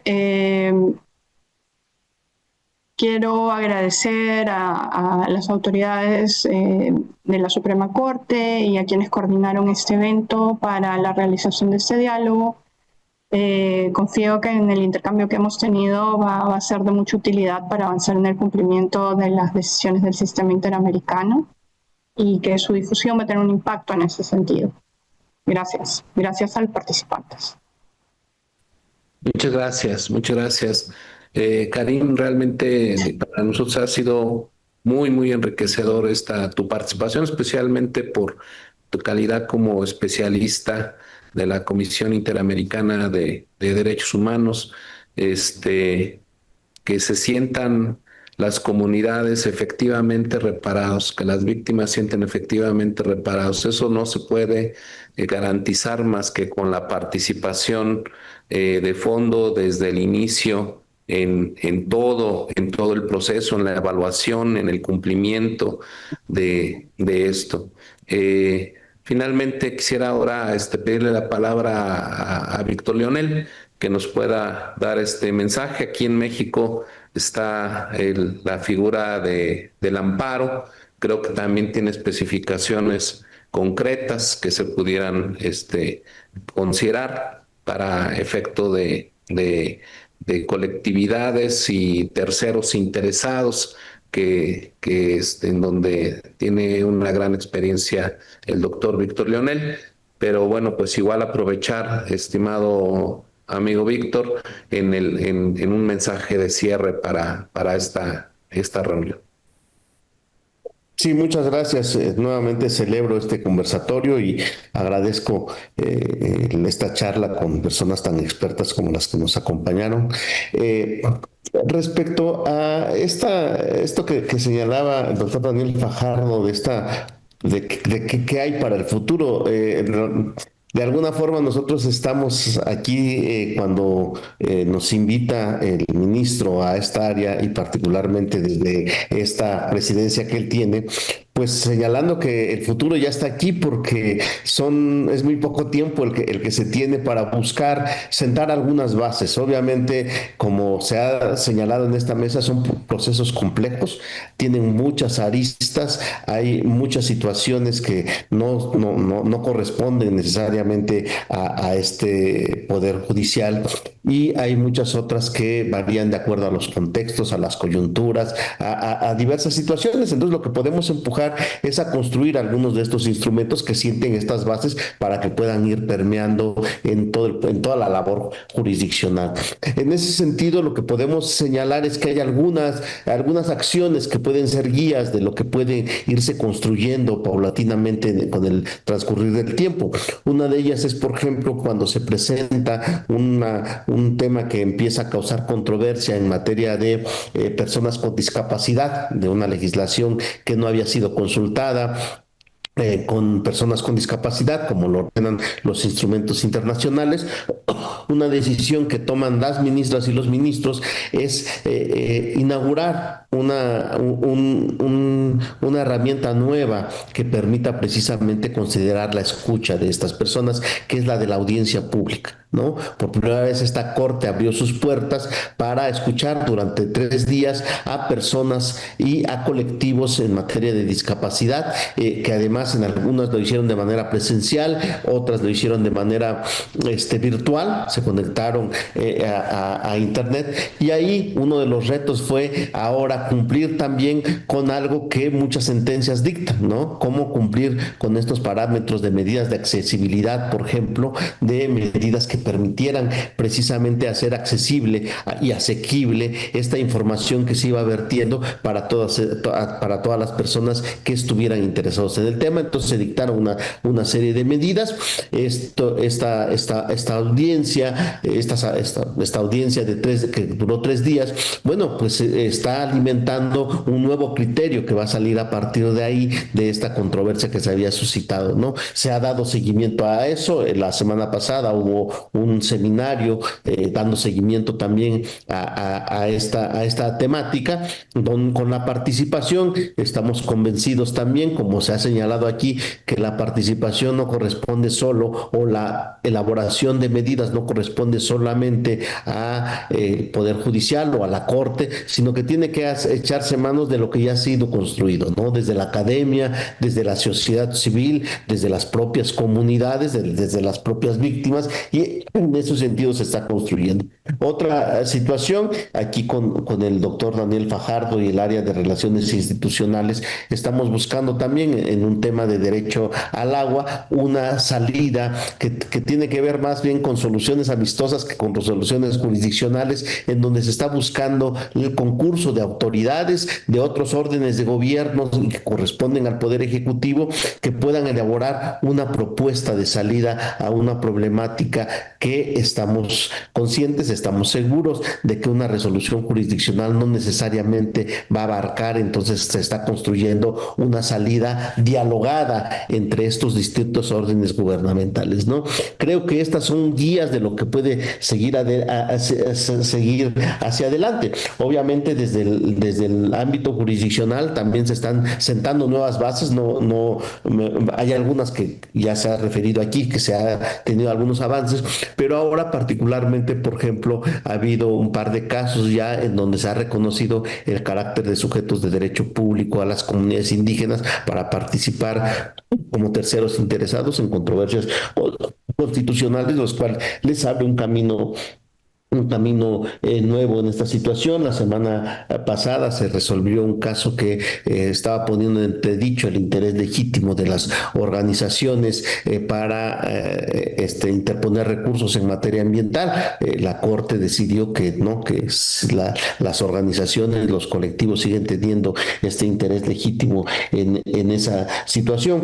Por supuesto, sabemos que falta muchísimo por hacer. Apenas estas son algunas de las primeras tareas. Estamos conscientes que un tema fundamental es el tema de la formación y la educación constante, la actualización constante, no solo en el ámbito jurisdiccional, como dicen, no solamente cuando llegan, sino desde las escuelas de derecho. Obviamente ahí la incidencia es la recomendación, el invitar, el firmar convenios con instituciones públicas y privadas, universitarias, pero también de lo que se está haciendo aquí es, por ejemplo, que se han establecido, se tiene un taller universitario de derechos humanos. Este taller hasta el ejercicio pasado se daba únicamente en convenio, y este convenio encontramos que era únicamente con algunas universidades privadas, era muy poquito el universo que se abarcaba. Se revisó, y además de incorporar a la currícula estos ejes que ya hemos comentado, se abrió a todo universitario o universitaria interesado en el tema, y además en pláticas con algunas organizaciones de la sociedad civil y con la Universidad de las Lenguas Indígenas, que nos señalaban que tienen sus tareas son la traducción y la interpretación, pues necesitaban un piso mínimo de derechos. Entonces se abrió también no solo a quienes estudian la carrera de derecho, sino se abrió a toda universitario inscrito. Tenemos más de 7,000 personas inscritas, de las cuales 1,000 no corresponden a la carrera, a la licenciatura en Derecho, y de las cuales 1,200 se autoadscriben como personas indígenas o afromexicanos, lo que abre es un parteaguas a cómo estaba diseñada esta situación. También en ese sentido sabemos que hay gran experiencia desde los organismos internacionales. En días pasados se reunió el ministro presidente con el representante del Alto Comisionado de Derechos Humanos de la ONU en México, y se estableció una ruta para establecer algunos acuerdos, algunos esquemas de colaboración en temas muy puntuales que permitan atender algunos ejes de su trabajo. Y también recibimos la visita de Andrea Pochac, donde el ministro presidente también quedó de construir con la Comisión Interamericana también una vía que permita incorporar toda esta experticia que ya tienen, todos estos conocimientos que han desarrollado en las últimas décadas, ¿no? Entonces, en ese sentido, lo que podemos señalar es que se está trabajando en distintos frentes para empezar, les digo, pues seguramente el tiempo nos permitirá para sentar algunas bases que permitan después seguir construyendo. Y esa es una de las tareas a la que se ha comprometido la Corte y a la que estamos comprometidos desde las distintas áreas de quienes nos encontramos en ella, ¿no? Yo dejaría aquí este comentario. Muchísimas gracias, Víctor Leonel.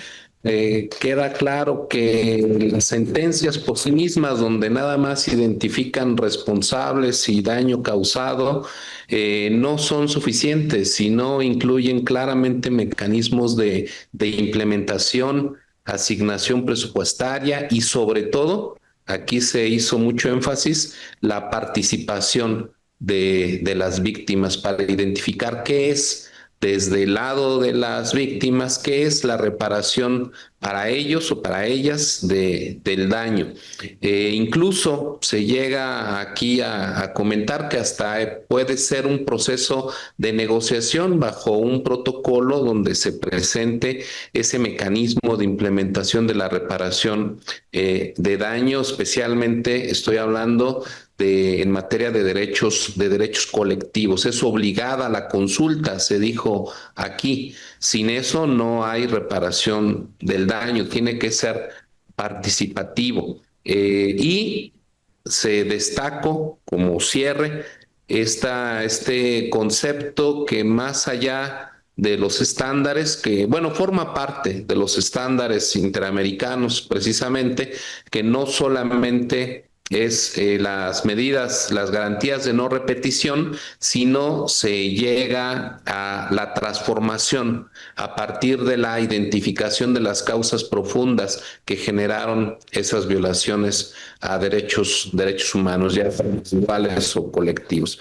Ha sido una mañana muy importante para nosotros. Les agradecemos muchísimo la experiencia de la Comisión Interamericana de Derechos Humanos, su expertise aquí, este diálogo, además con nuestros expertos en la Suprema Corte, especialmente con el doctor Víctor Leonel. Estuvo aquí también presente el doctor José Hernández. Ha sido muy enriquecedor. Esto será, apenas iniciamos, son los primeros 100 días, por eso no quisimos dejar pasar que en este arranque empecemos con estos diálogos, pero seguramente habrá mucho que hacer en el futuro, como ya lo han dicho todas ustedes y nuestros compañeros también. Muchísimas gracias. Con esto damos un cierre a esta sesión y pues sin más, muchas gracias a todos los que nos han seguido en redes sociales. Sus comentarios, sus opiniones, sus preguntas